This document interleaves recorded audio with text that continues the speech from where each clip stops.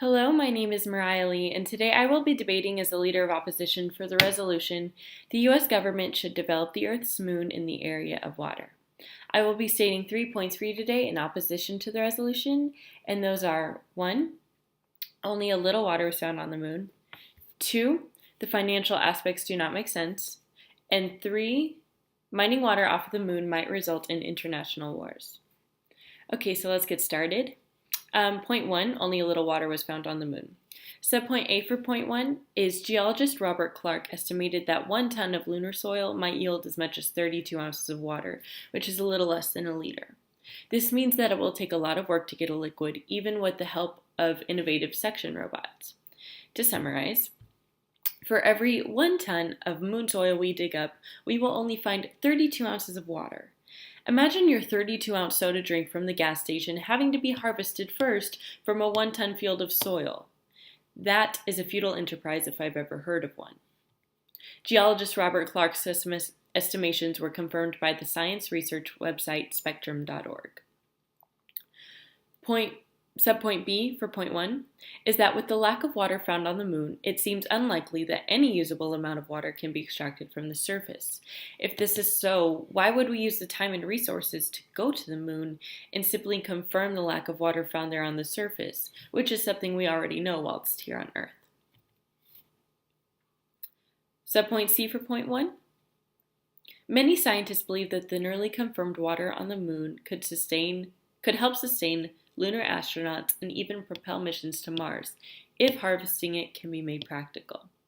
This scientific theory is that the hydrogen and oxygen atoms found on the surface of the moon can be made into rocket fuel for future spacecrafts. So the idea is to send spacecrafts full of gasoline to the moon, use the moon as a gas station of sorts by filling up on hydrogen-oxygen fuel there, and utilizing that refueling pit stop to launch a rocket ship from the moon and onto Mars. But realistically, there might not even be enough water on the moon to help propel these missions to Mars, which takes out significant scientific motivation to gather water from the moon.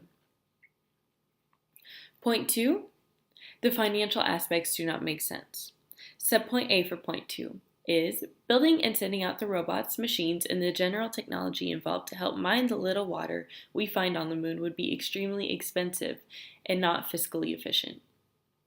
Not only would we have to pour millions of dollars into creating this mining equipment, but the scientific community would also have to finance getting the robots onto the moon.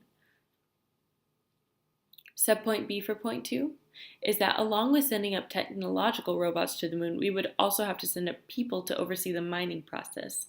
This requires even more money to be spent on food, water, and gasoline supplies for the astronauts, as well as even more money for NASA to reopen their space program and hire the astronauts.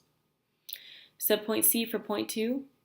NASA on their website confirmed that they intend to mine water off the moon with a budget of $250 million. This means that the agency is putting in $250 million simply to gather a little water off of the moon. If we as a nation put in $250 million into the water supply here on Earth for the purposes such as world thirst, irrigation, and sanitation, there would be an incredible decrease on water wars, and we would be able to provide millions of thirsty people with clean drinking water. Imagine, we spend $250 million on a supply we already have, rather than spend it on a so-so space project that might yield a few liters of water. A quote from BBC Conservative webpage says that while 3/4 of the Earth's surface is covered with water, less than 1%, 0.37% to be exact, of that water is drinkable. Furthermore, groundwater, where we place pumps for wells, only accounts for 0.28% of fresh water across the globe. So if we were to spend $250 million on the water supply here on Earth, we would be able to heighten that percentage of drinking water found here. Right now, we only have access to less than 1%. There's a lot we can still do with the drinking water here on Earth. Point 3, mining water off the moon might result in international wars. Subpoint A for point 3 has to do with water wars. Earlier, I briefly mentioned the term water war, which is a political term referring to the fact that farms, towns, cities, counties, states, and nations are waging war on one another for any rights to water they can get their hands on. We as a world are already fighting over the simple earth water that is geographically sensible. But what kind of wars might break out if we introduce space water on an international political playing field? As a nation experiencing an economic downturn, we are in no place to 1. Spend millions of dollars mining a little water from the moon, and 2. We are in no place to defend ourselves from any other nations who might declare war on us for space water rights. Subpoint B for point 3 is that if and when the water mining process begins on the moon, we will have huge corporate-run nations barreling each other down, trying to get their fiscal claim on the revolutionary space water. Instead of creating political disunity fighting over the little space water that doesn't seem to have very many benefits, why don't we first focus on creating political unity with the wars already going on over the water here on Earth?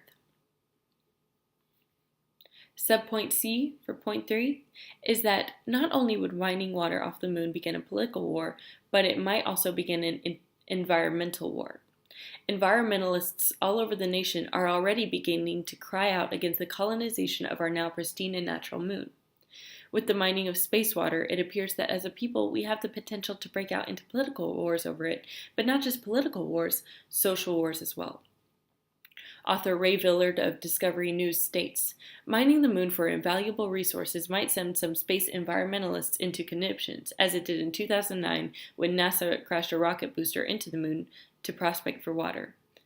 This quote indicates that we as a nation, if we choose to mine water from the moon, should expect some social wars to break out as well over the enterprise. So, once again, my 3 points are, we should not mine water from the moon because 1. Only a little water was found on the moon, 2. The financial aspects do not make sense, and 3. Mining water off of the moon might result in wars. Thank you very much.